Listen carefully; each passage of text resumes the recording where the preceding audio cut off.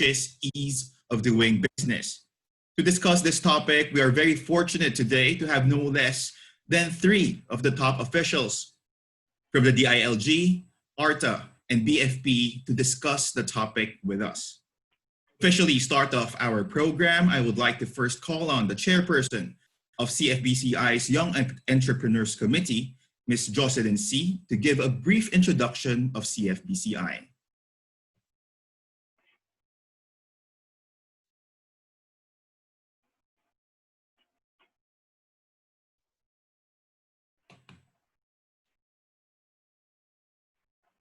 Ms. Jocelyn?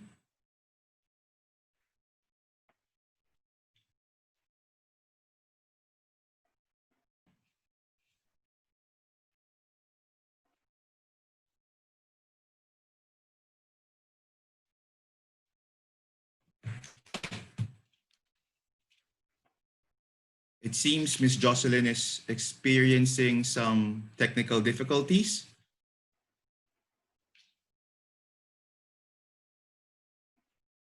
Perhaps we can first move on with the program once Ms. Jocelyn is able to log back on.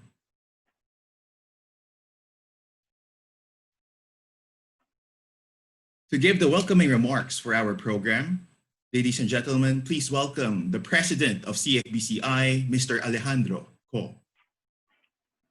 Thank you, Attorney Kester.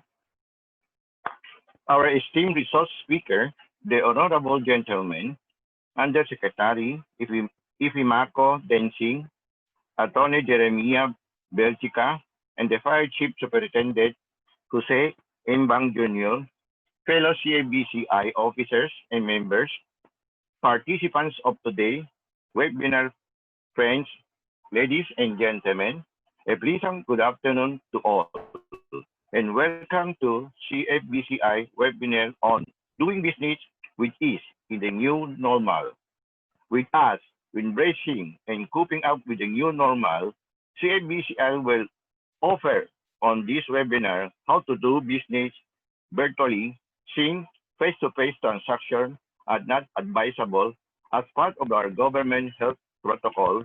Our webinar for today is about streamlining business process and improve operating efficiency, which in turn is strengthening the value you give to customer and provide the competitive advantage over the competitor. In simple words, it is a process of doing business electronically or over internet. The advantage of online business, choosing the right channel. No, excuse me. I think I got the wrong message, I think.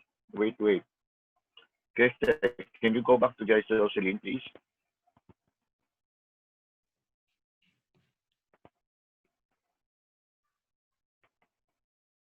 Okay, it appears Director Jocelyn is still experiencing some technical difficulties, but to give everyone a brief introduction, CI, or the Chinese Filipino Business Club Incorporated, it is an organization spanning businesses all across the Philippines from Luzon to Mindanao.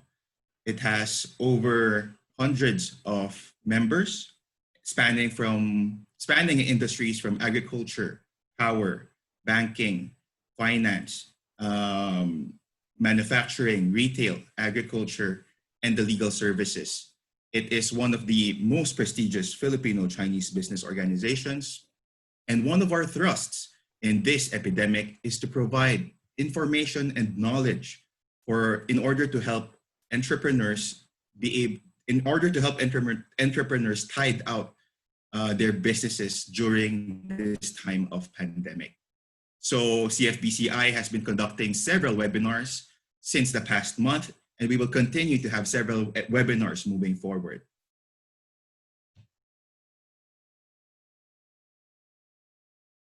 That being said, President Andy, are we ready for our welcoming remarks?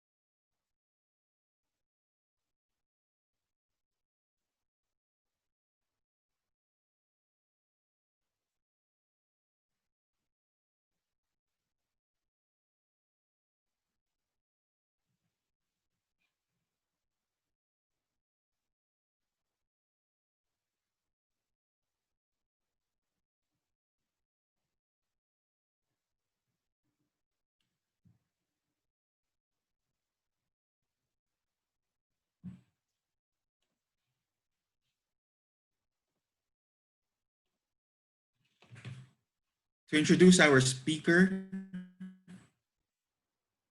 to introduce our first speaker, please welcome the Vice Chairman of CFBCI's Trade and Commerce Committee, Ms. Mylene Ko. Ma'am Mylene.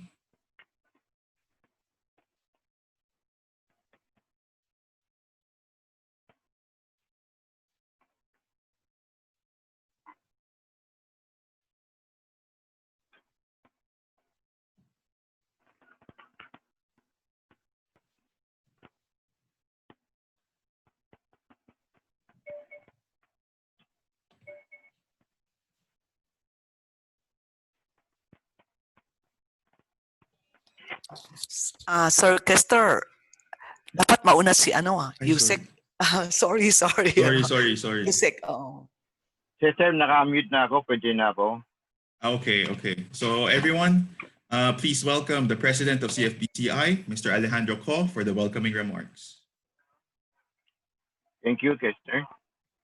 Our esteemed resource speaker, the Honorable Gentleman, Undersecretary Ifimaco Densing, Attorney Jeremiah Belgica, and the Fire Chief Superintendent Jose Inbag Jr., fellow CFBCI officers and members, participants of today's webinar, friends, ladies and gentlemen, a pleasant good afternoon to all and welcome to CFBCI webinar on doing business with ease in the new normal.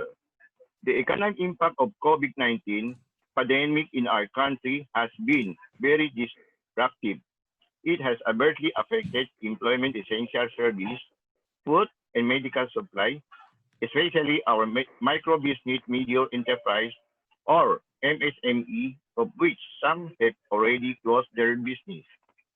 CFBCI on this webinar will showcase how to do business with cash as we embrace for the next normal.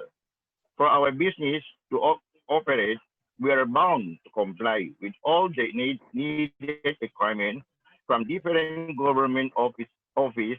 We are grateful and honored today because three lead agencies of the government has spared their precious time to share their expertise on procedure in securing permits needed to our business and where to go in case we encounter instances with our permits are being held or delayed for no reason.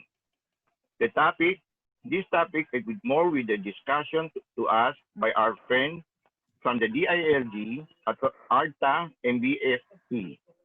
May this webinar continue to serve as a platform in exchange of ideas as we try to cope up with the new normal. Thank you. Have a blessed afternoon. Thank you, President Alejandro. Now, ladies and gentlemen, to introduce our first speaker, may we now call on the Vice Chairman of CFBCI's Trade and Commerce Committee, Mr. Richard Yao.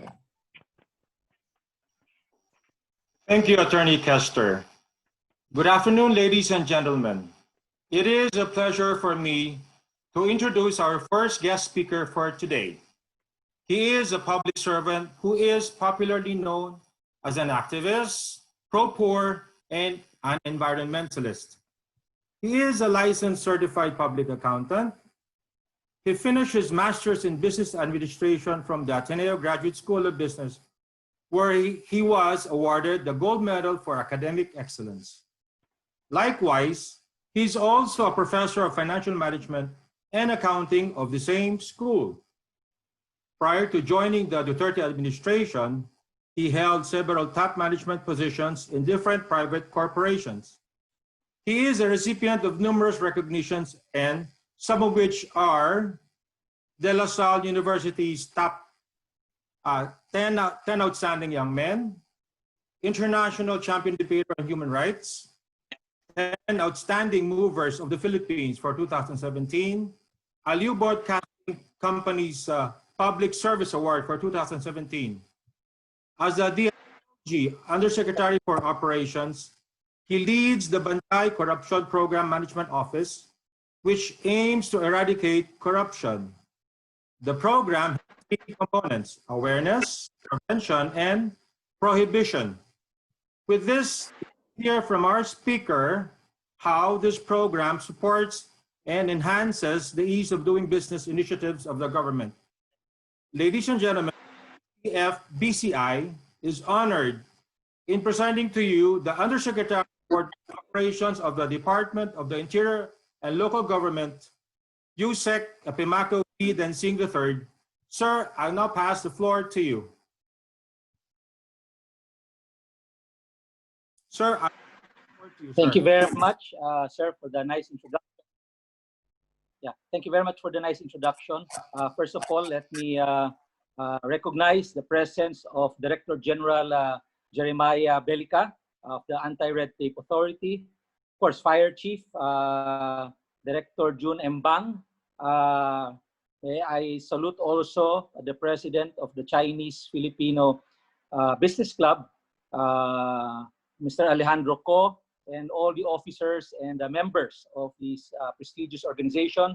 Warm good afternoon to all. You know, the topic that we're supposed to discuss this afternoon is quite important because our country is now hit economically because of this global pandemic that we are experiencing right now. And mind you that the problem is not limited economically in our country, nor in the region, but worldwide. Just the other day, officially our country is now under economic recession. The Philippine Statistics Authority just released our gross domestic product for the second quarter, and we have a negative GDP growth of 16.5%. And since our first quarter GDP as adjusted is negative 0.7%, then technically 2 consecutive GDP negative growths puts our country under economic recession. And well, it's not limited.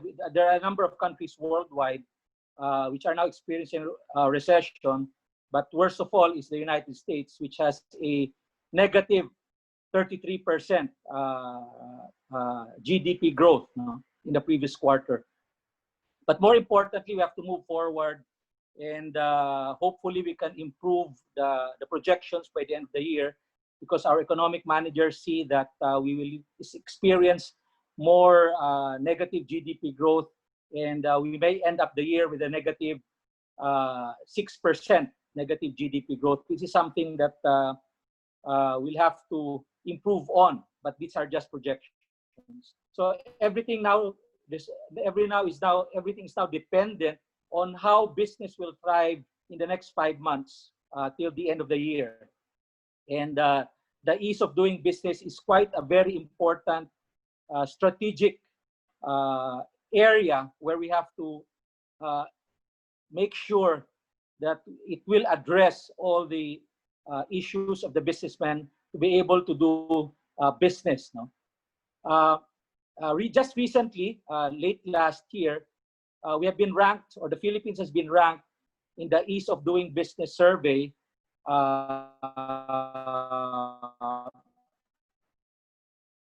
quite an improvement, or 19 notches better than the previous year. We are now ranked 95th place or 95th all over the world from 124th the previous year. And we were outside of the top 100 countries in the ease of doing business, having been ranked 113th and 124th. Then now we are 19 notches this year, because the survey will continue for days, and the target was really to be critical, primarily because business, government must at least be predictable in terms of the reasonableness of the fees, and more importantly, the timeliness and the predictability of how the permits and licenses will come out. That's why, while we do not claim that the success is just within the agency of the DILG, we can of the many government agencies together that was initiated have shown in this 2018 survey. What was important or most critical was the passing of a very important law, and that's the Republic Act 11032, or the Ease of Doing Business and Efficient Government Service Delivery Act of 2018, which also created the Anti-Red Tape Authority, now being led by the young and energetic and dynamic Director General Attorney Jeremiah Bellica, who is our partner to be able to streamline the businesses, streamline the regulations in many of the national government agencies and that of the local government units. The law responds to the president's directive to streamline government transactions, enhance service delivery, and create a friendly environment for the investors, ensure that people receive quality service that they deserve when transacting with government, whether national or local.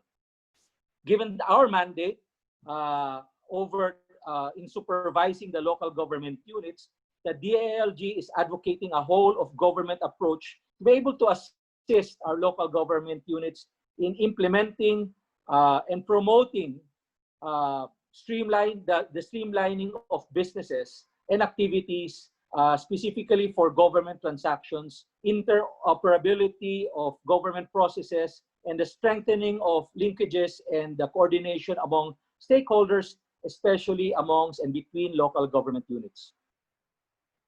The DILG works hand in hand with the LGUs to comply with the Ease of Doing Business law.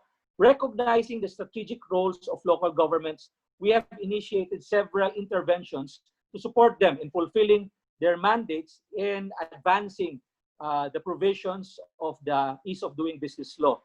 And by improving local competitiveness, and that is to enable them to assist the business or the private sector in doing business in the country much easier and faster. We have offered, or the DILG has offered several ease of doing business bundle of packages to the local government units, which covers the setting of revised standards in processing business permits and licenses, streamlining of building permits and certificate of occupancy for simple structures, integration of the barangay clearance to city and municipality permitting processes, the re-engineering of the LGU systems and procedures, which include the repeal of redundant, cumbersome and outdated policies and ordinances. It also introduced reforms in the to rationalize imposed of service being rendered. The DILG, together with the other government agencies, have already issued several joint memorandum circulars. For instance, the DILG together with the DICT and DTI for the creation of a one-stop shop for the permits and licenses, applications and renewals, to which such JMC is now incorporated in the Ease of Doing Business law. With this, to be able to get also feedback from the business sector, the DILG has mechanisms initiated by our department so that by encouraging the citizens, we also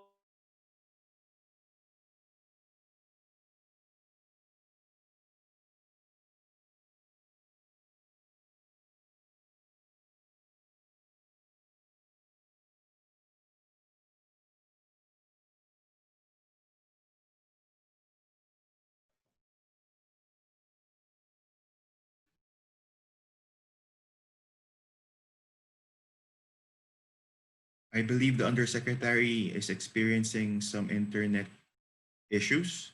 Let's just wait a moment for him to reconnect.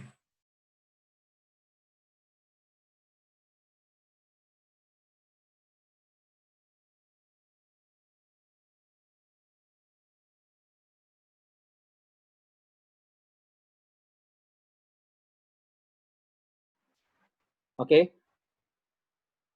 I was about to mention. Okay, am I back? Yes, you said you're back. Thank you. It's timely because I was about to mention that in this new normal, interconnectivity is very important. It is one of the highest demand that everybody would want right now, because as mentioned several times in the interagency task force on the management of emerging infectious diseases, much of the businesses right now will thrive via online. So interconnectivity is quite critical, and just 2 weeks back, there's a joint memorandum circular signed by the various government agencies, the DILG, the ARTA, the DICT, the Department of of Housing, CAAP, and the DOH, where we streamline the processes of shared passive telecommunication tower infrastructure in its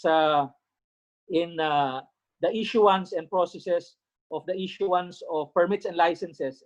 Later on, DG Maya Belica will explain this in detail, but it will greatly improve the processes, because in the application or in the current application of shared towers or common towers, it will take you more than 200 days. With this, the number of days in getting our permits and licenses with the local government units to at least by 14 to 16 days. And hopefully this can spur economic activity in many local government units, considering that there are a number or hundreds of, if not thousands of applications for permits and licenses for shared towers. And if the licenses and permits will be released, then we're talking about many economic activities happening in the LGUs while they start to construct and put up these shared towers. During the implementation of this enhanced community quarantine, and in collaboration with ARTA and the DOF and Department of Finance, we monitor those LGUs to provide support to the business sector by providing temporary economic relief, such as electronic submission of requirements, suspension of notarization of documents to be submitted, reduction of requirements and signatures, and employ online payments. We also relaxed the imposition and extended deadlines on payments of taxes, fees, and charges, and provided incentives to taxpayers of business entrepreneurs. This was the only way for us to be able to put ease on the part of the businessmen, considering the pandemic and the various high level of economic or enhanced community quarantine that we've imposed. And we are now experiencing another semi-lockdown in Metro Manila in 4 provinces. That's Bulacan, Rizal, Laguna, and Cavite, primarily because there is an emphasis that we should focus on the health of our market. And this is where the private sector will have to come into the picture. The importance of the private sector, or your role in this new normal. It's we're now looking at this on a total nation approach. In other words, if we really want to get back into business, our economy to return to its regular status, all of us must give our contribution to this situation. As of today, one of the reasons why our gross domestic product is down is primarily because not all sectors are now contributing to our GDP. If you look at the formula for GDP on the demand side, it's consumption, investments, government spending, and net exports. No? On the consumption side, if you look at the GDP, it's down significantly because people are no longer consuming. Everybody's at home. There is no economic activity at hand, and nobody is really going elsewhere to spend. and 75% of our economy is really consumption. Investments or private sector investment is down primarily because of less consumption, and it's only government that is now primarily contributing to our gross domestic product. And for the last 4 or 5 months, government has spent more than 500 to 600 billion pesos to be able to keep our economy afloat. And this is the reason why there is modification in our community quarantine. There used to be only 2 community quarantine classification. That's the general quarantine, general community quarantine, and the enhanced community quarantine. But for us to be able to slowly open the economy, your interagency task force on emerging infectious diseases created a new category of modified ECQ and modified GCQ, primarily so that even on an ECQ, we are slowly opening business so that people can slowly go out and work in their respective workplaces. In the MECQ, we've already started to do public infrastructure programs to go with through the Department of Public Works, and a number of businesses were identified for them to open at 50% capacity. If you go to the MGCQ, which is already a step towards a low risk or new normal, it is actually opening slowly the economy. And if you look at this in a nutshell, even the leisure or the non-essentials are slowly also being opened. The bulk, or at least 10% of our economy, is really contributed by our leisure sector or the tourism sector, which is actually one of the biggest sectors that was hit by this pandemic. And we are really slowly opening all of these sectors so that they can contribute slowly to the economy. And hopefully, if everybody puts in all this discipline that is needed for us to contain the virus. And mind you, this virus has no solution as of today. Our ultimate objective is simply to contain it to a level where our healthcare system will be able to address whenever there is a surge of the virus, of those people who are infected, and for us to be able to make sure that everybody locks down when there is a surge or a spike in the number of infections. We have to do this MECQ for Metro Manila and the mentioned provinces, primarily because there was this spike. For 4 consecutive days, we were breaking the daily infections in our country. We started last Thursday at 3,900, 4,000 on Friday, 4,900 infections on a Saturday, then 5,000 on a Sunday. We had a reprieve on Monday, having only 3,500 in infection. But come Tuesday, we had more than 6,300 in infections. We are now slowly containing that in the last few days. Those our cabinet secretaries or members of the National Task Force on COVID against COVID-19 and Interagency Task Force are now doing going down the respective local government units to personally supervise and making sure that everybody is aboard in the containment of the viruses. In the past few days, we've been successful, having contained the number of infections to the level of 3,000 to 3,500, and hoping that we can bring it much lower to a level that is much manageable as we've experienced the past months.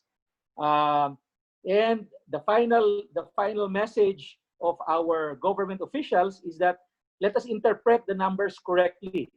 For Southeast Asia, we are number 1 in terms of number of testings at 29,000 a day. We have one of the lowest case fatality rate at 1.8%, considering the worldwide case fatality rate of 3.7 or 3.8%. So we are arguably managing our numbers. It's just we experienced a surge in the previous week. And hopefully let us all contribute by egging our neighbors, our community, and even ourselves not to go out in the meantime, at least until by August 18. And hopefully we are able to contain the virus and be able to lift our MECQ status, specifically in Metro Manila and Calabarzon, You know, Calabarzon and Metro Manila contributes to close to 2/3 of the national economy, the GDP of our country. So it's quite important for us to be able to contain these virus and infections in these two major regions, and hopefully we can reopen again slowly so that economic activities will be able to thrive. And lastly, as my final message to all, it is to the interest of the private sector, your sector, it is to the interest of the businessmen, you as Filipino-Chinese businessmen, that we continue to make sure that our market is there. Because if our market is not there, we have no market to be able to sell our products and services. It is to our interest to make our market healthy. That is why our government is making sure that we are able to contain the virus so that it can infect lesser people in our country. And I do, like the President has already mentioned in several of his messages to the country, to the public, I also appeal to you to please help in a little way to be able to make sure that our market will survive this crisis, this health crisis. At the end of the day, what we're trying to do is to survive. Hopefully, a vaccine will be able to be developed. I heard that there have been advanced vaccines that will be put out to be able to contain and make sure that it addresses the medical needs of those infected. Because once you are able to ensure that we survive and the market also survives this crisis, hopefully before the year ends or early next year, at the end of the day, we all benefit from the survival of our market. So again, I do hope that we give our share to ensure that we survive this crisis, this health crisis, and help in some way our fellow Filipinos in this country. So with that, I do hope that we understand the message, and we will continue to make sure that as government, we make sure that we give you the delivery of efficient government service for you to make sure that you have a good and efficient experience, an efficient and more friendly government service through the implementation of the ease of doing business law. So with that, thank you very much. Good afternoon to everyone, and salute to your organization. Thank you, Yusek Densing, for that very informative message that clarified so many questions about the quarantine classifications and its purposes, and I hope we can, and how we can move forward. We hope, sir, that you can stay with us until the Q&A portion. To introduce our next speaker, please welcome another Vice Chairman of CFBCI's Trade and Commerce Committee, Ms. Mylene Ko.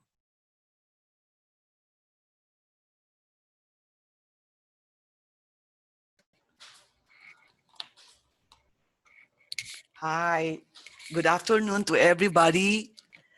Our speaker currently serves as the first Director General of the Anti-Red Tape Authority, or ARTA.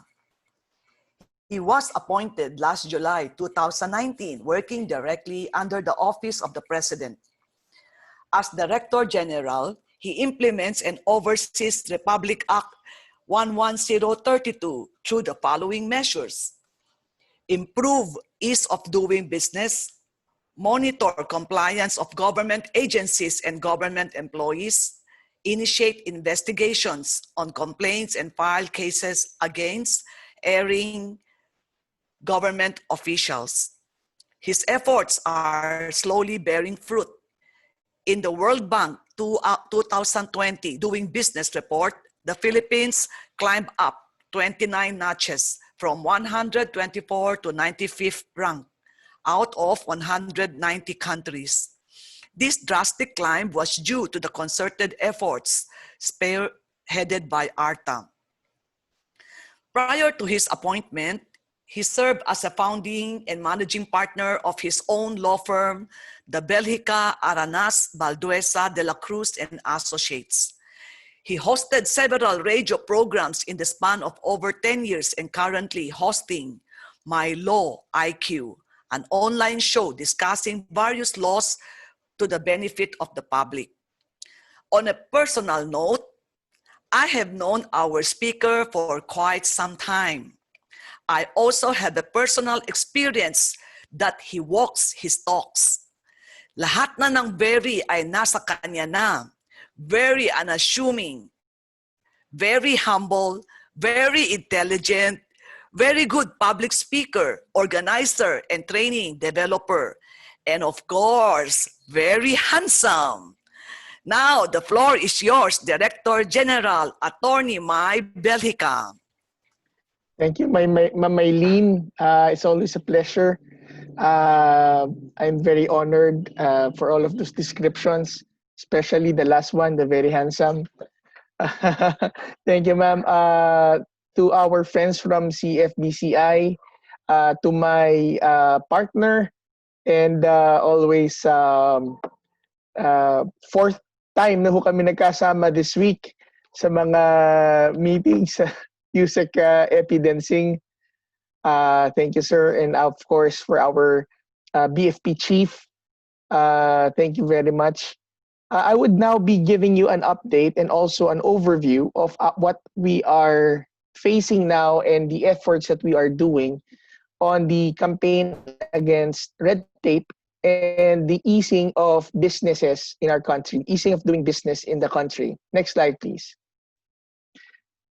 Now, the goal has always been zero red tape towards doing business with ease. The president was very clear during his last State of the Nation address that the ease of doing business is gaining momentum here in our country.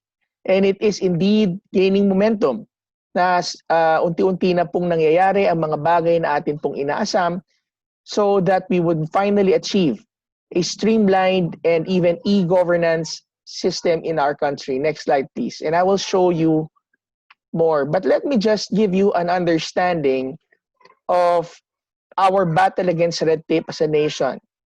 The battle against red tape is waged at two levels, which is the first is in the individual agency level and also in an interagency level of red tape.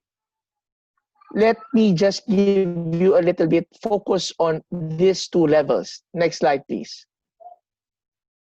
So what are the efforts being done by ARTA and the different government agency in an individual agency level? These are services these are measures that are focused only on single and separated or single agencies. Yung mga iisang ahensya lamang po ay tinututukan po ng ARTA all of these agencies. And may I ask for the next slide, please? So the very first thing that we did upon assumption to my office is I did gather the 5 most complaint agencies identified by the President in his 2019 State of the Nation address. This is Pag-ibig, the Land Registration Authority, the Social Security System, the Bureau of Internal Revenue, and the Land Transportation Office.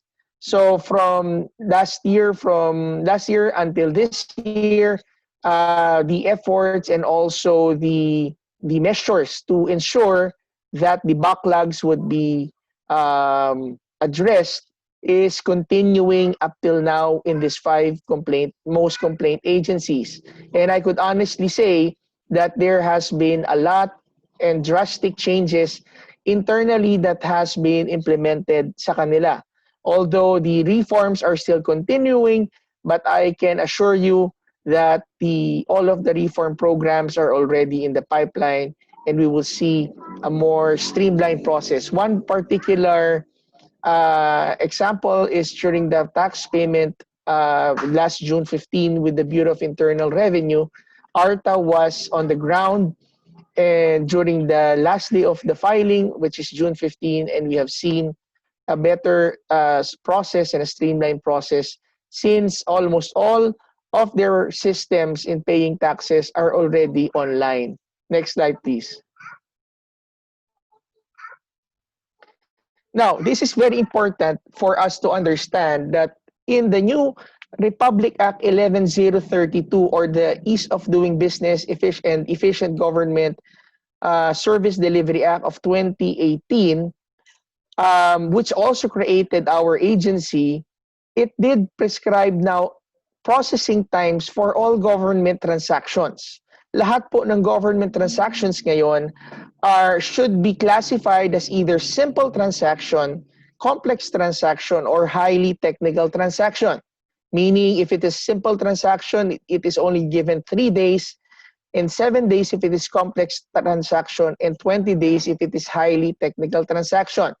In fact, last February 2020, ARTA did reissue a Memorandum Circular number 2020-02 establishing the 3/7/20 day, which means March 7, 2020 or 3/7/20, which is the deadline of government agencies to act upon their backlogs by implementing the automatic approval. Dahil ang sabi po ng batas, if they fail to transact or to process within the prescribed processing times, those applications are now automatically approved by operation of law. Next slide. And this is what I mean. So ARTA has also the authority to issue a declaration of completeness of your submissions of your documents. Meaning, say for example, you went to a individual agency and you did apply for a license.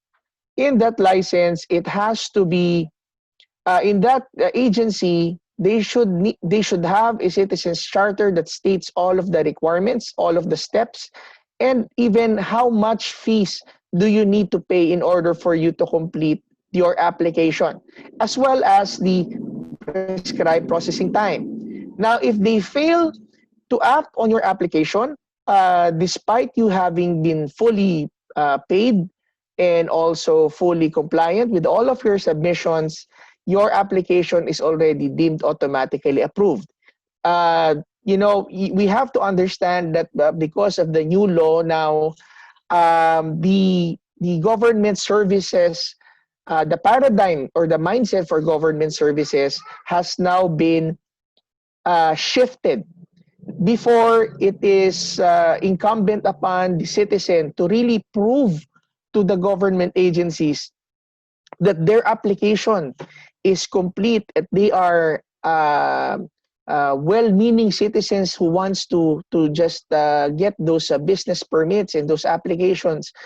And if the government agencies before does not believe you, then they can actually dismiss your application. But now, the burden is now shifted to the government in such a way that if a citizen applies to a government agency and pays all of the fees that was stated in the citizen's charter or in the list that is posted in the on the agency's conspicuous place, then it is presumed to be complete. The submission is presumed to be complete, and the government agency only has 3 days, 7 days, or 20 days to actually raise any questions regarding your application and even deny it in writing.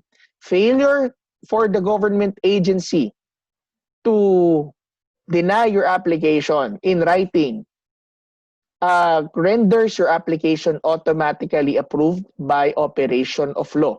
The question is, many questions that is lingering in your minds now. I know, nangyayari na po ba yan? Is it happening now? The answer is yes. Because since ARTA started, I started in ARTA last July 2019, there is almost 7,000 business permits and application that ARTA already declared automatically approved by operation of law. And we also directed the government agencies to release the papers that is being held captive by this government agency. Now, if they fail or if they refuse to do so despite the automatic approval, then we will be forced to continue on filing cases against them for their suspension or even dismissal.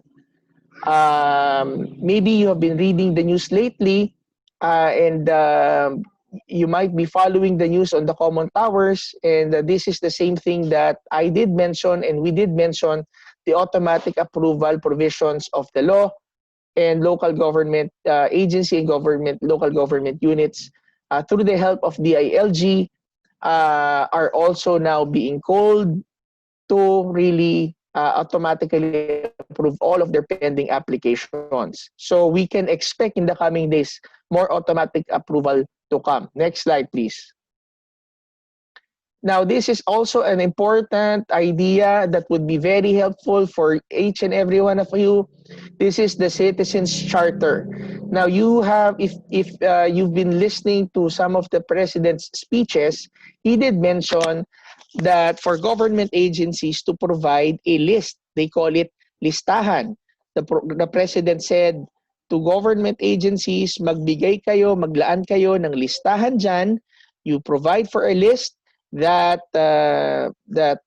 already contains all of the requirements, all of the procedures, how much is needed to be paid, and the processing time, and do not add on that list, no, so that the people could know what to expect. Now, that same list, it's like a menu in a restaurant that should contain all of the services already and how much, is what you call the Citizens Charter. It's the Citizens Charter because it is like a bill of rights that you hold as a that you, so that we or you could demand these services, these representations to the government agency. Hindi ho nila pwedeng dagdagan yung listahan na yan. Hindi ho nila pwedeng dagdagan yung fees na yan.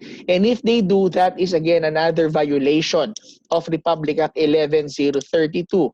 Were we able to file cases already? Yes, by all means, with some local chief executives, national government agencies, and even some register of deeds and other national other employees from the national government agencies. Meaning, this is already happening. Next slide, please. One another effort that ARTA is doing through the partnership of the different government agencies is the creation of the business one-stop shops. BOSS stands for Business One-Stop Shops.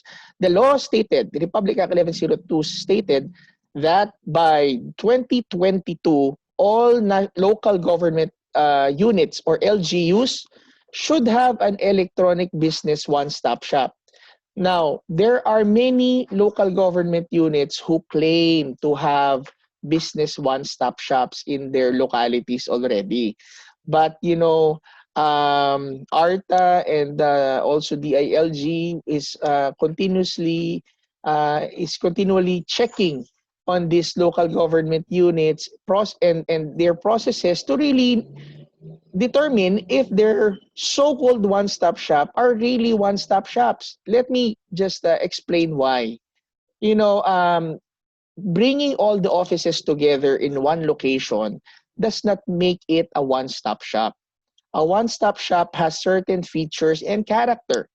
First, a one-stop shop has a single window, meaning all of the offices within the LGUs should already have one concierge to receive all of the requirements. Number two, all of these requirements that the local government unit offices would be requiring from the applicant should already be contained in one or a single unified form that contains all of the questions and all of the requirements that they would be asking. Third, the one-stop shop should, the process should be as simple as 1, 2, 3 steps. First step is the submission of all your required documents. Second is the assessment and the payment. And the third part is the release of all of your permits. That is what you call a true business one-stop shop. This concept is also applicable not only in business, in local government business permitting and office of the building official, but this concept should also and is actually being implemented now in other national government agencies.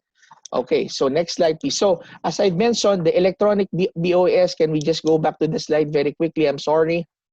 The electronic BOSS or EBOS, we are eyeing that by year 2022, all of the local government units would already be shifting to electronic business one-stop shop, similar to what Valenzuela has, to what Parañaque already has, to Muntinlupa, Marikina, and other cities outside Metro Manila like Batangas, Kawayan, Isabela, and these are the pioneer local government units that serves as a benchmark for local governments. Next slide, please.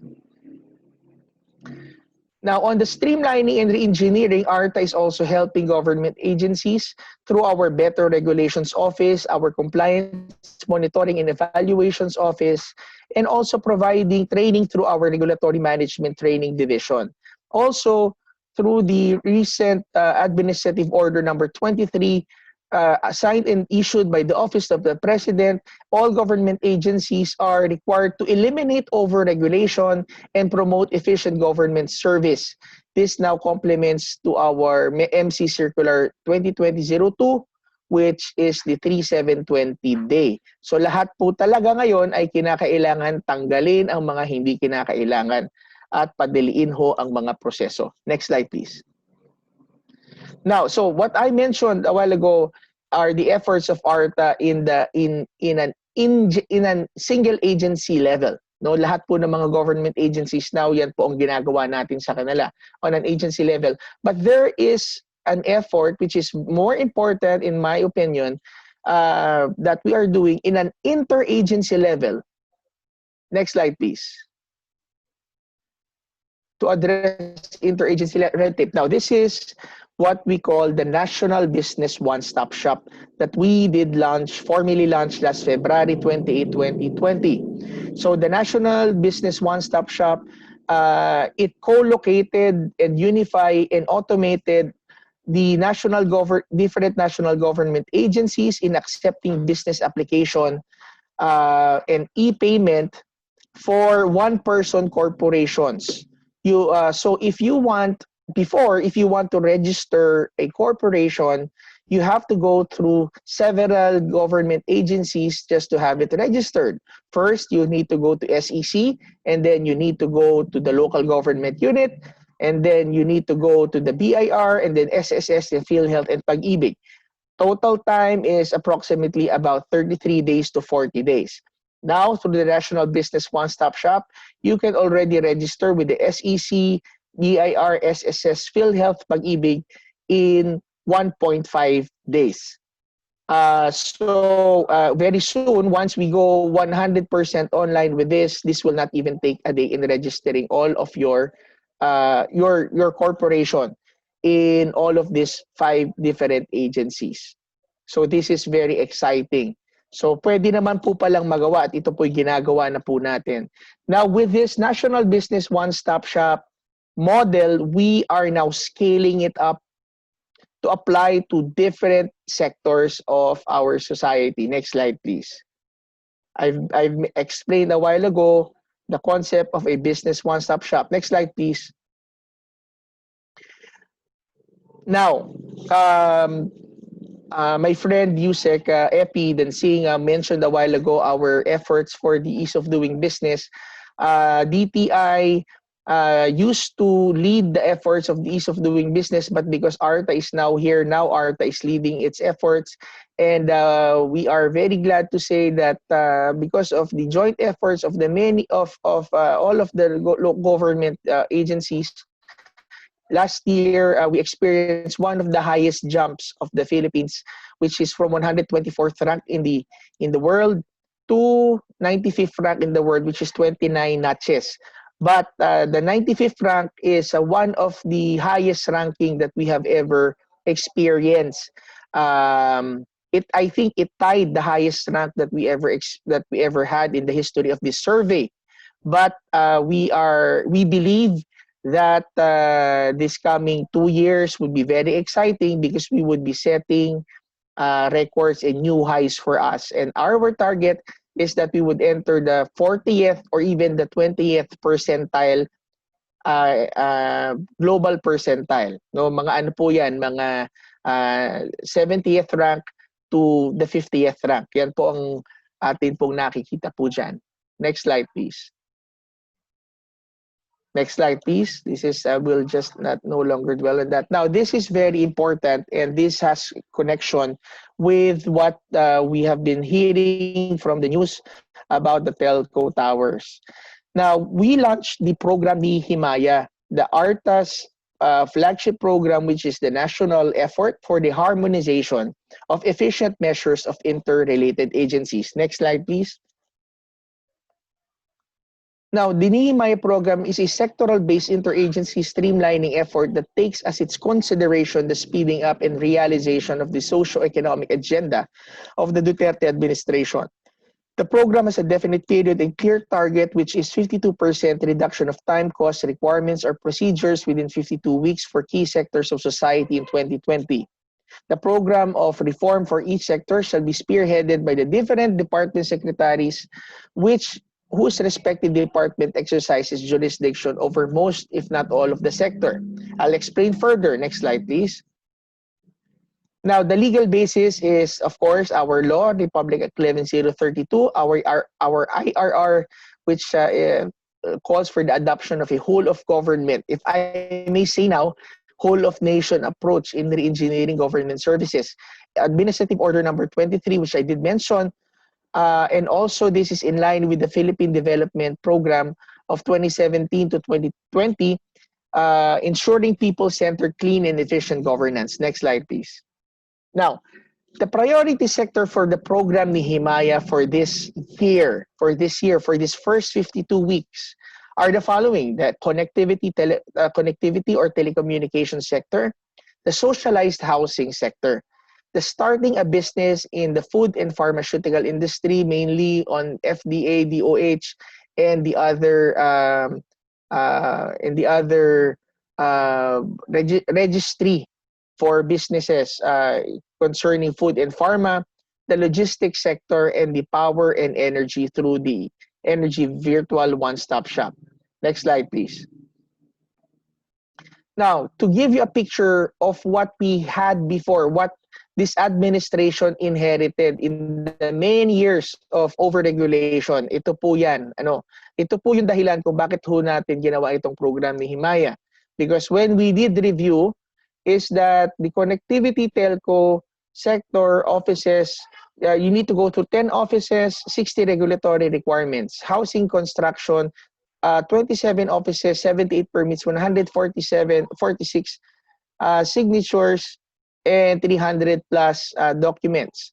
And for the food of pharma, 27 offices, 195 regulations. In the power energy, 36 agencies, and 476 documents.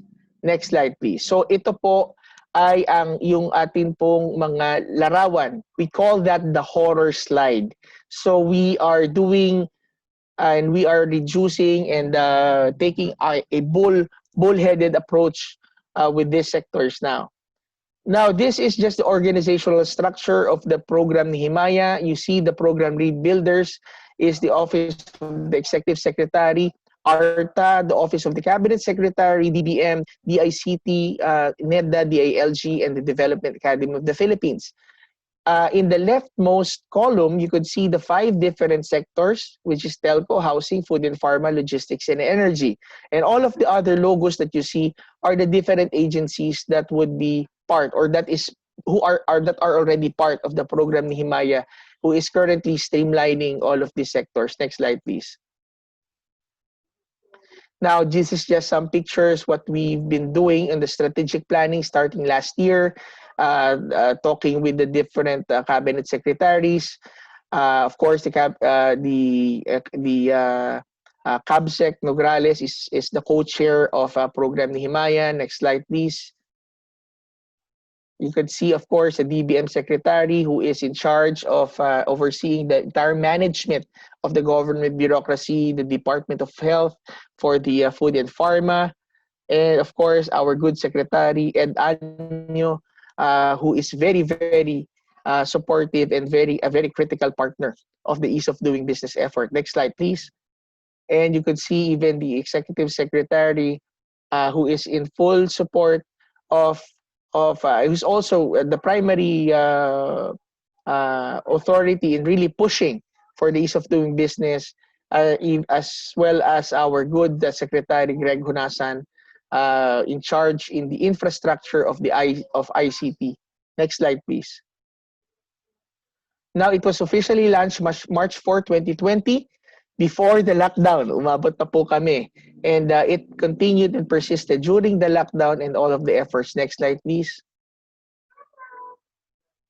Okay, some of our guests, the Sec Del Rosario of the Housing, Cab Sec Nograles, and Commissioner Greco of the Anti-Corruption Commission. Next slide, please.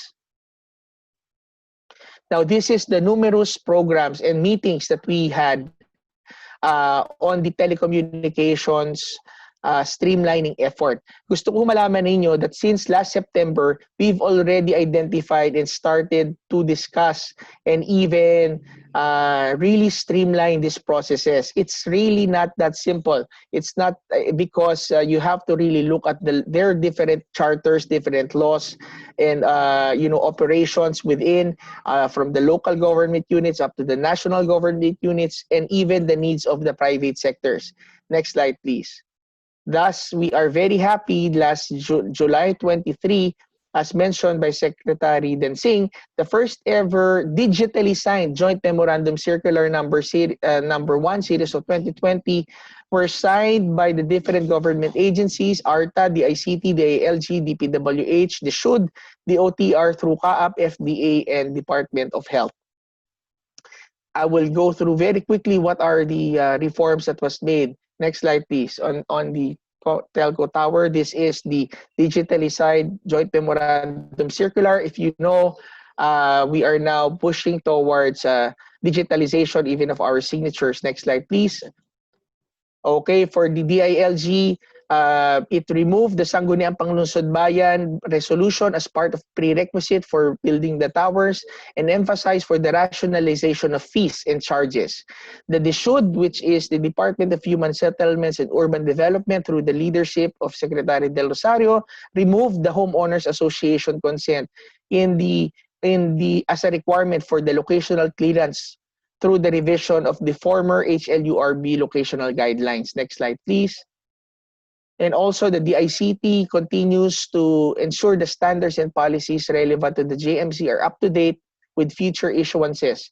And the DPWH, who is overseeing the Office of the Building Official, ensures that the issuance of the building permit are in accordance with the standards in the National Building Code. Next slide, please. And for the Food and Drug Administration and DOH, the radio frequency safety evaluation report will no longer be required if it is only for the building of the tower, but it would only be required during the installation of the cell site equipment. And lastly, the CAAP, the OTR, they streamlined the high clearance permit procedure. They are currently mapping all identified critical areas and also the removal of CAAP clearances for application outside the CAAP identified critical areas and a strong interface with the local government units now. Next slide, please. So this is the results, ladies and gentlemen. Before pre-construction, they are required to have 9 permits. Now it is only 5, 61 documentary requirements. Now it is 25. The time used to be 211 days. Now it's 14 days. And you could see the percentage of reductions on the rightmost column. Next slide, please. How after the construction, before you still need to get 4. Now you get only 3. Before you need 25 documentary requirements. Now it's only 10. Then it's 30 days. Now it's just 2 days. So you could see the reduction. Next slide, please. And also the savings that, according to the World Bank, that the private sector would be benefiting. The streamlined cost model calculation for the cost of licensing for 10,000 towers. Before, it would cost you the cost of licensing, meaning the administrative cost, the legal cost perhaps, and also managerial cost, all of the other costs outside the capital expenses and also the actual fees that you need to pay the government. Before, you need to spend, you will be spending 1,25,756,159.09 pesos, and now it is only 451,792,616.48 pesos, a savings of almost 574 million pesos for the industry. This is according to the World Bank. Next slide, please.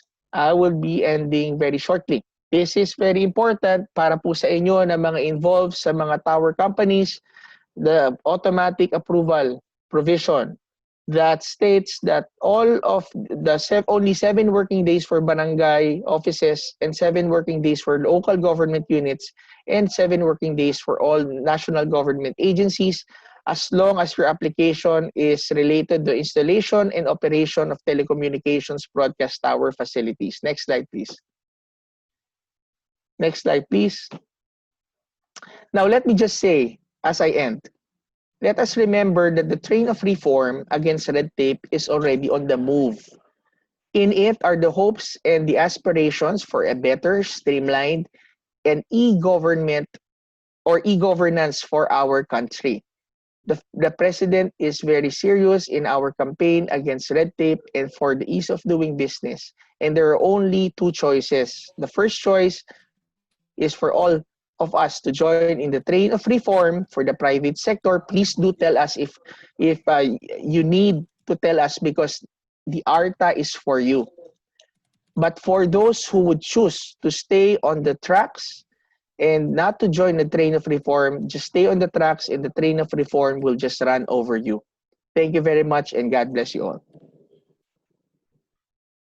Thank you, Director Belgica, for that very encouraging message. I'm sure many of our viewers were gladly clinging on to each and every one of your words. Personally, I really like the reference to the biblical character of Nehemiah. Very, very apt reference for ARTA. That being said, to introduce our next speaker, ladies and gentlemen, please welcome the Executive Vice President of CFBCI, Mr. Stephen Sia. Good afternoon, friends of Chinese Filipino Business Club. Our speaker is no other than our Power Director, Jose Segundo Embang Jr. He's the Chief of Bureau of Fire Protection. He's the current national focal point for CBRN issue in the Philippines. He's the Vice Chairperson of the CBRN Chemical, Biological, Radionuclear National Team. He is former Fire Marshal of Makati City, a Director of Operation, Deputy Chief for Operation, Deputy Chief for Administration, and former officer in charge of the Bureau of Fire Protection. He was the task force commander of BFP for various major events like Papal Visit, EPEC Summit in 2015, and ASEAN Summit in 2017. Without further ado, friends, let's give the floor to our Fire Director, Jose Segundo Embang Jr.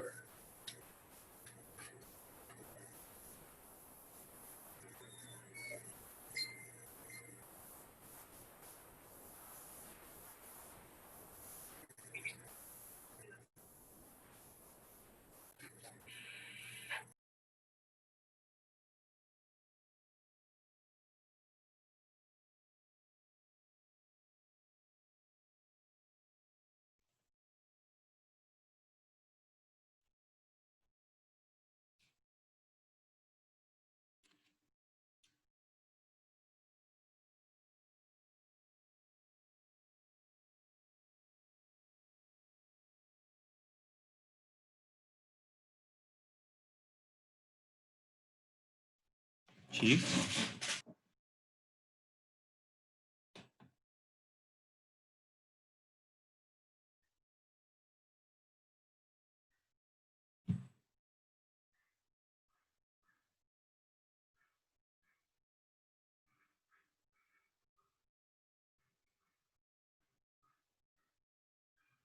Chief, are you there?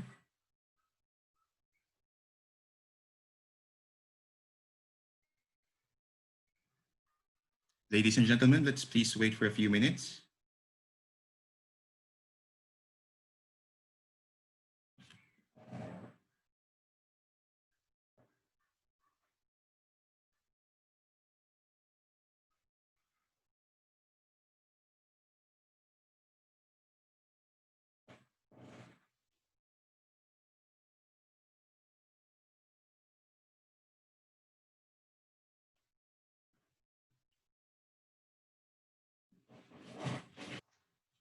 Okay, it seems Chief Mbang is experiencing some technical difficulties.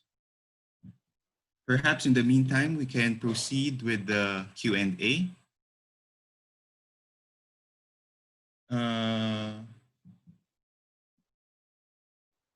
That being said, Chief, are you here? Okay. So it appears there really is a technical difficulty. We will now proceed to the Q&A portion for both our speakers today. The first question, which I think is probably best answered by Arta.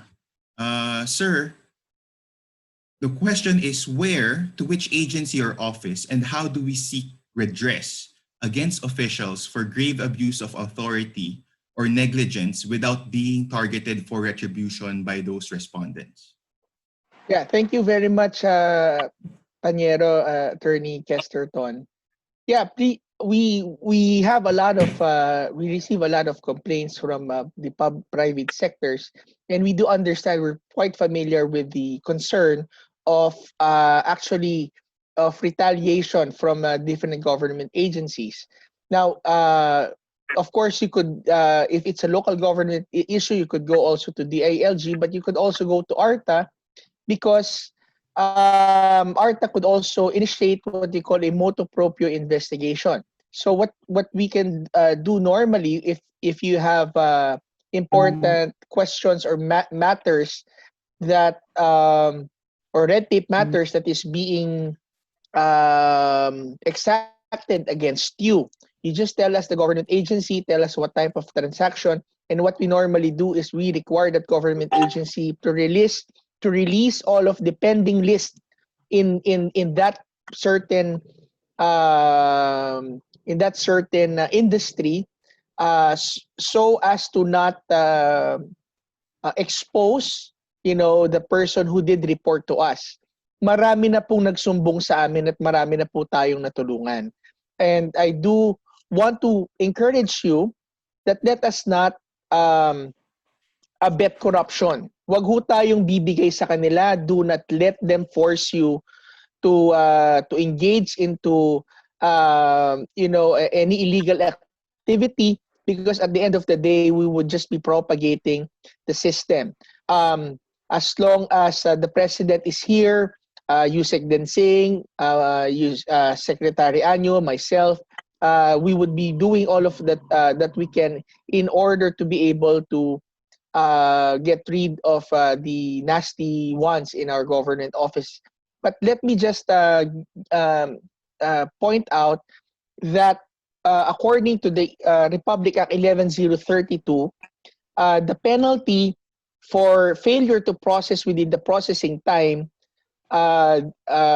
is 6 months for the first offense, 6 months suspension for the first offense, and also for the second offense is dismissal from public service, this permanent disqualification to hold public office, forfeiture of retirement benefits, and even imprisonment with fine. So medyo mabigat po talaga. The penalties are really steep, and it is very clear to us, to all government agencies, that everybody is on a short leash under this administration. So kung wala pong magsusumbong, wala hong magbabago dyan. So this is the same thing that we did mention nila Yusek Epi Densing during our meeting with the different telco companies and tower companies. please do tell us, because that's the reason we are here. This agency is for you, and let's put it to work. No, and we know how to do it, and without really exposing you kung ayaw nyo po, no? But there are some private sectors, private businesses who are willing actually to be the complainant. But if you do not want, just make sure that you give us the right information, and then we will act on it. Thank you, sir. The next question is for Yusek Densing. Yusek, the question is, in case of conflict between the local government rules and the national rules regarding to COVID, which one should our members follow? The rules and resolutions which was approved by the Interagency Task Force on the Management of Emerging Infectious Diseases has already been compiled through Executive Order number 112. That's the omnibus guidelines for the community quarantine, guidelines for community quarantine. And it's continuously being adapted. Again, what is happening right now is much of what we're doing is reactive, because this situation is really new to us and new to the world. So we have to update ourselves or the omnibus guidelines for from time to time. So in case of a conflict, we always, since this is already under Executive Order 112, we always invoke that local government executive orders and ordinances must align itself with the guidelines issued and signed by the President through EO 112.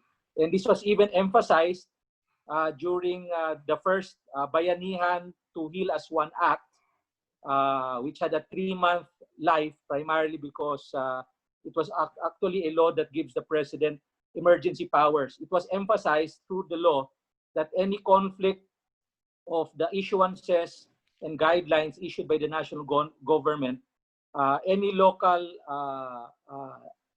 government that are in conflict with that of the national government must align itself with the guidelines of the IATF, and they are supposed to be penalized criminally and through a fine if they are not aligned under the law. So it follows the same concept. It says in the Bayanihan to Heal as One Act, they put a penalty clause. So as of today, we must follow the same protocol that local issuances must be aligned with that of the national guidelines. Yusek, a follow-up question to that. One of our members is asking, what do we do if our neighborhood has many informal settlers who violate quarantine rules? They're asking what is the proper procedure, or what would you recommend in handling this kind of situation? Well, the most important thing, it has to be reported. No, each barangay under the DILG Memorandum Circular issued 2020-023. For every 5,000 inhabitants, there's supposed to be a BERT or BHERT, no, Barangay Health Emergency Response Team. So important right now is it for your members to report it, any violation of social distancing, non-wearing of face masks, and other violations of health protocols must be reported immediately with the BHERT. And the BHERT must act on it, no, to be able to address these issues. That's why we are also asking our local government units to pass ordinances, no, that will penalize violations of health protocols. If I'm not mistaken, anytime soon, an executive order will also be issued and signed by the President, identifying the standard health protocol, the minimum health protocols that must be followed by everybody, so that this can be a basis for our local governments to pass ordinances that will penalize those who violate the minimum health protocols.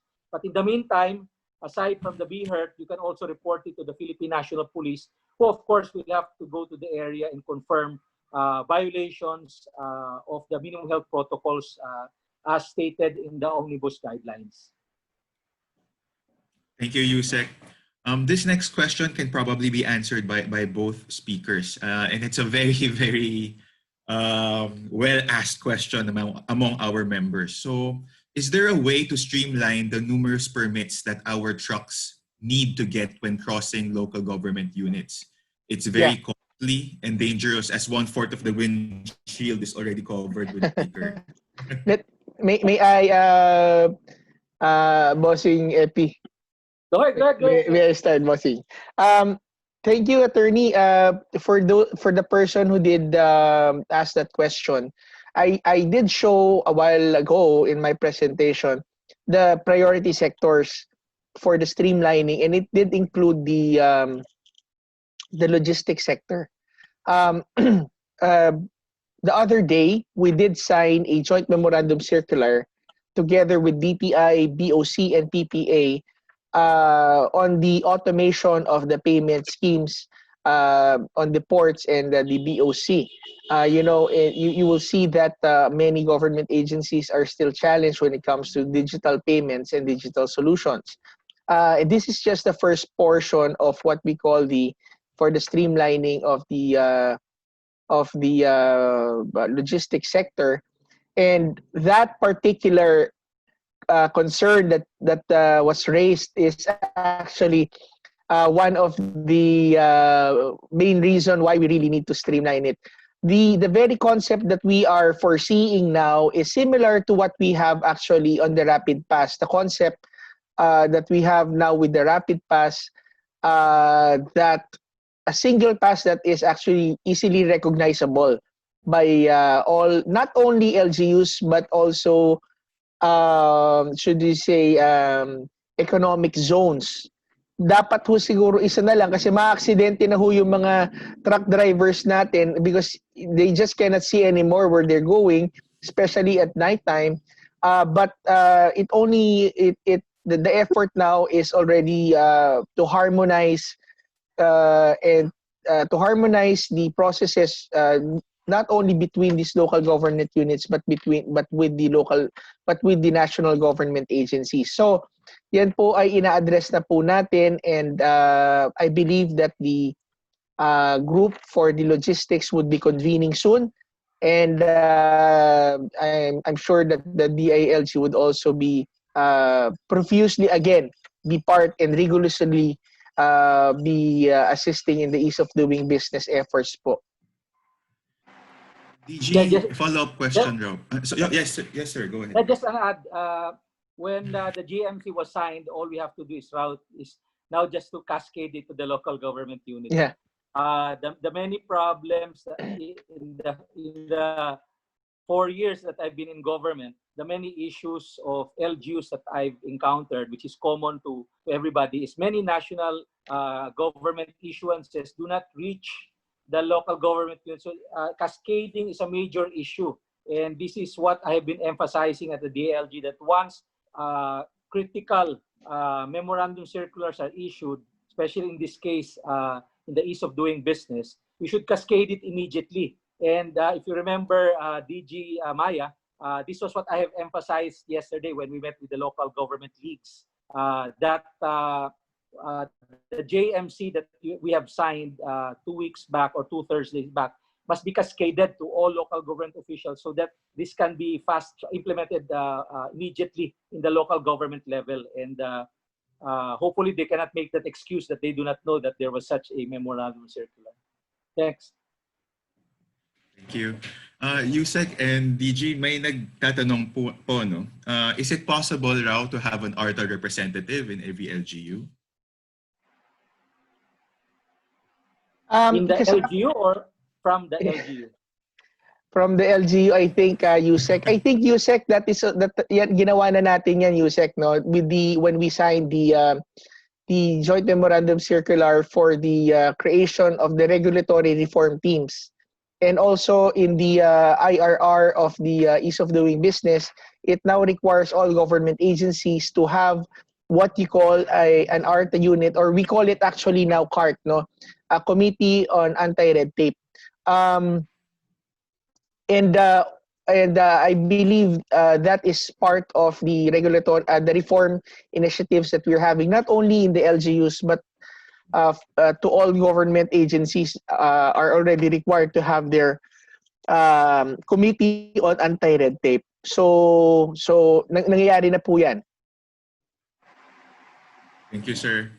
For USEC, one question now. Can local governments implement a friendly approach to help companies comply rather than threaten to close or penalize them?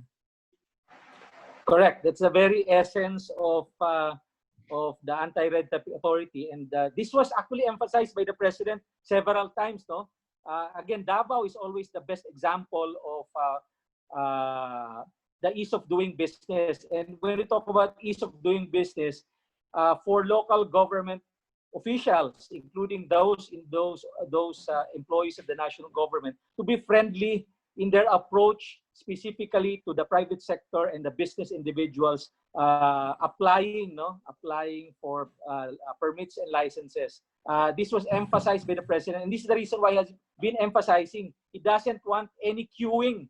In other words, once they've submitted all the documents in the government agency, whether national or local, the local government official in charge must tell them, please return in 3 days, 4 days, or 5 days. So the president doesn't want people queuing just to get their permits and licenses or any documents they would be getting from any government agencies. And this is what we have been emphasizing in the training that the DILG has been giving to our local government units through the Bureau of Local Government Developments. We have a unit doing that, and we do a lot of trainings. And this is also the reason why we have a survey so that we can get a feedback from the public as to, one, the efficiency of the local government unit in the processing of documents, specifically permits and licenses, and number two, how friendly they are in their approach to businessmen who are applying for these permits and licenses. And it's quite important for our businessmen, specifically who are present this afternoon, to give us that feedback. If you go to the website of the DILG, there's a point there where you give a feedback to a specific local government unit, specifically after you've done a transaction with them. So we can have a feedback, and the same feedback that you'll be giving us will be given as feedback to that local government unit for them to improve on those processes and approaches to applying businessmen. Thank you, Yusek. The next question is for Arta. Sir, if the one-stop shop service is fully operational, will we see a uniform requirement for all permits required by LGUs, or will it still be per LGU based? No, we already have that. Thank you for that question again, Peñero. We already have that, as mentioned by Yusek Epi in his presentation. In 2016, the DILG, DTI, as well as I think DICT, did enter into a joint memorandum circular that basically gave the guidelines on the permitting system, the business permitting system for the BPLOs, the business permitting licensing offices of all of the LGUs. And also in 2019, there was another JMC that was signed for the OBOs, or the Office of the Building Officials, that also now prescribe for the processes for that. And also in the new law, the Republic Act 11032, there is already a streamlined process that is already there. However, because of this pandemic, we are again together with the DILG, has been exploring for the revision of the 2016 JMC to create a new updated JMC. But definitely these local government units are already being called out for their, I would say, some of them have creative ways of thinking of new fees or thinking of new types of permits or processes. But definitely everything has to be standardized, and it is now being standardized. And it's very clear that even barangay permits or barangay clearances should no longer be issued by the barangay themselves, but it should be issued by the local government office or the city halls and the municipal halls. And again, they are required to have a business one-stop shop already with a single window approach and a unified form, which I did mention a while ago. So yan po yan, some of the LGUs are having some challenges, like the LGUs which has more, which has a lot of barangays under them. Let's say, for example, Manila and I think Pasay. Manila is practically almost 900 barangays. Every 3 streets, it's a new barangay in Manila. So incorporating the entire system in the ecosystem of their ICT is quite a challenge. Much less the consent of the barangay officials to seize their collecting power, collecting prerogative to the local government is another challenge for them. But this is already being done, attorney, and we see that by next year we will see a more uniform system to all government agencies. Thank you, sir. Just last 2 questions from our members. First, I'm not sure who can answer this better. Baka both, no? Sir, the question is, some of our members are operating in the Subic Freeport area. It appears that the SBMA is still collecting rent at this point during the pandemic. Is that something that they can ask assistance about? Well, under the Bayanihan Tuhilas 1 Act, the rent was part of one of the provisions that says that the collection of those rent are to be suspended, primarily because in the absence of business. No? And because the law has already expired, there's no choice but for Subic Bay to collect this rent. But there's always that appeal from us in government to at least make sure that the collection is done on a staggered basis, specifically the arrears. And hopefully, there's if you can take hold of the Bayanihan 2 law to recover as 1 act, maybe there's a provision there that again extends that specific provision of delaying payment of rents or arrears. So I would rather suggest that you take hold of the draft law. While the Senate has already approved their version, the House only has approved their second reading their version. I don't know if there still be a chance of revising some of its provision, but we expect that next week the law will be the bill will be signed into law by the president. So hopefully there's a provision there that can give assistance generally not only to Subic Bay but to all renters, no, or payment to rents by businessmen. Okay, so last question na lang for our 2 speakers. Sir, what are things we can tell foreigners or possible investors in encouraging them to invest in the Philippines moving forward? Okay. With the permission of my friend. Okay. Things are getting better when it comes to ease of doing business here. Last year, I had the privilege of joining one of the convention in Paris of the OECD, OECD on the Regulatory Reform Committee. And I was also given the chance to briefly speak and to talk about what's happening here in the country in terms of the our efforts for regulatory reform.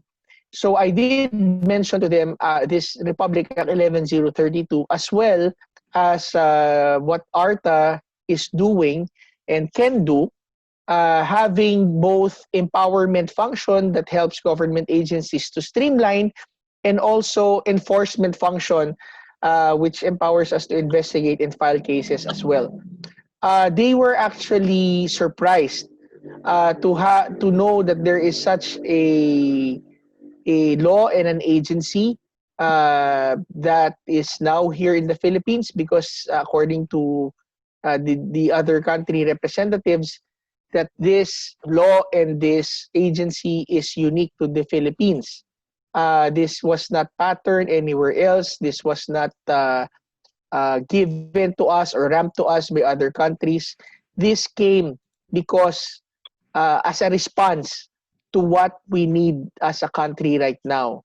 So I would say that I told them this is the Philippine experiment, social experiment, and we would be more than glad to share to you what happens in the next few years.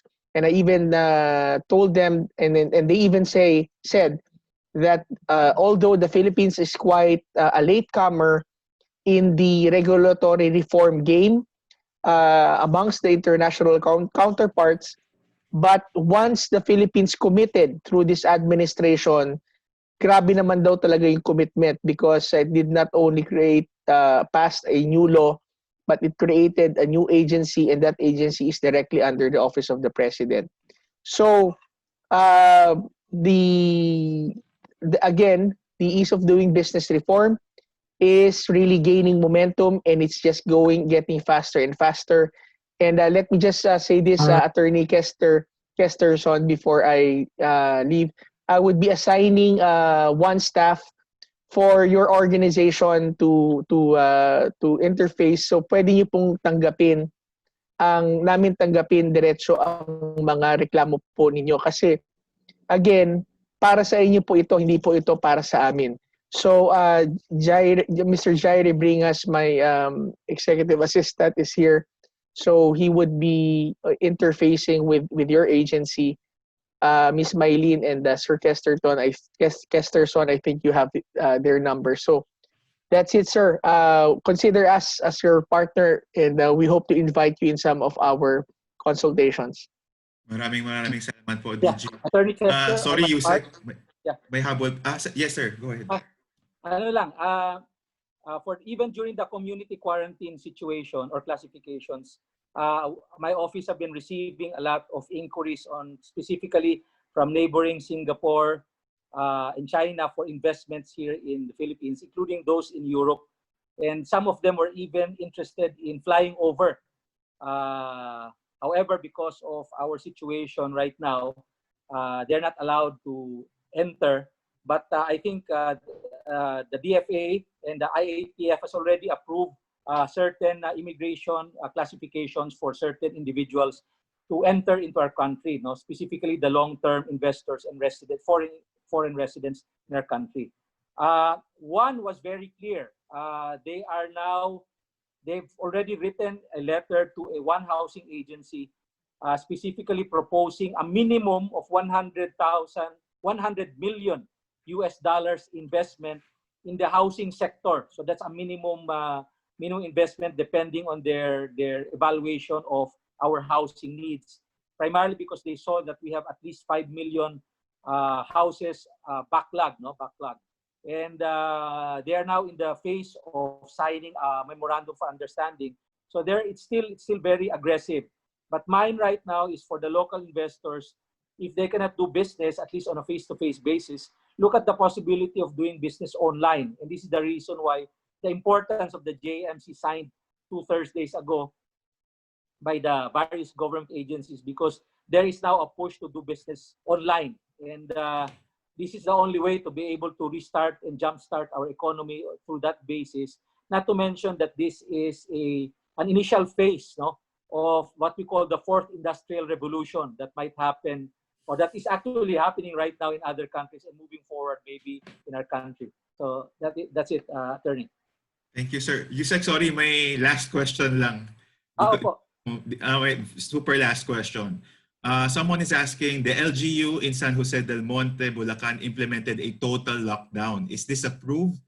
Pwede raw po ba to? I think San Juan del Monte is a component city. Pwede po yan as long as it's declared by the governor and approved by the regional IATF of Region 3. But in this case, there's really no need because Bulacan is already under MECQ. So what we're doing right now is not necessarily a total lockdown, but to identify specific areas and put it into ECQ. For example, a specific barangay, a specific street, a specific sitio, or even a condo unit where we see several infections. Immediately we can put that into total lockdown. I think I saw that what they did in the mayor of San Jose del Monte. Yes, it's a total lockdown proposal, but the rules that they are imposing are still within IATF guidelines, and we are monitoring that. If they go beyond the IATF guidelines, please report it to me right away. I've sent several show cause orders to governors and mayors. We're not afraid to send them those letters or show cause orders if there's a clear violation of the local government officials. We do not want them to abuse the rules, especially at this point in time. Thank you, Yusek. Thank you, DG. Maraming salamat po talaga on behalf of CUFBCI. We hope one day, hopefully next year, once the vaccine is out, or if the vaccine is out, we can pay you a courtesy call. Before we end lang, may we ask everyone to please open your video, your camera, so that we can just have one picture. And then our program will formally end. Again, maraming salamat po, Yusek and DG. May we just request everyone to open your cameras so that we can have a picture. Ms. Judith of CFBCI, please tell us if you're done if you're ready with the picture. Okay po. Ready? 1, 2, smile. Okay. Next slide, please. Pa-open lang po for next slide.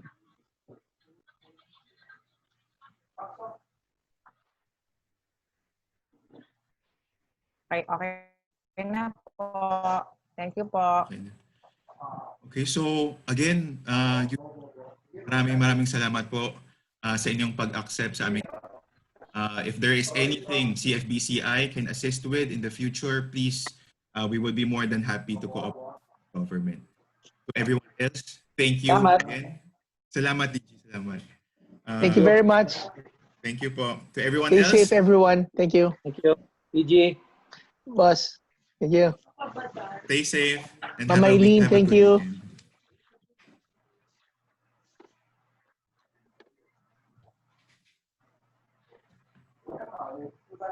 Damihan mo na.